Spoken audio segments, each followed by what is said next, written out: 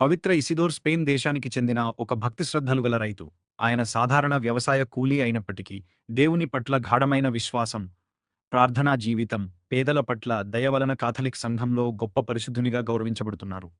ఆయన రైతుల పరిరక్షక పరిశుద్ధుడు, వ్యవసాయ కూలీల పరిరక్షకుడు, పంటల కోసం ప్రార్థించే పరిశుద్ధుడు, గ్రామీణ ప్రజల పరిరక్షకుడు.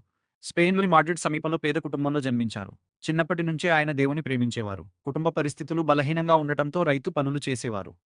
ఆయన ప్రతిరోజు పవిత్ర బలికి హాజరవ్వడం, ప్రార్థన చేయడం, పేదలకు సహాయం చేయడం, ఆహారం పంచడం చేసేవారు.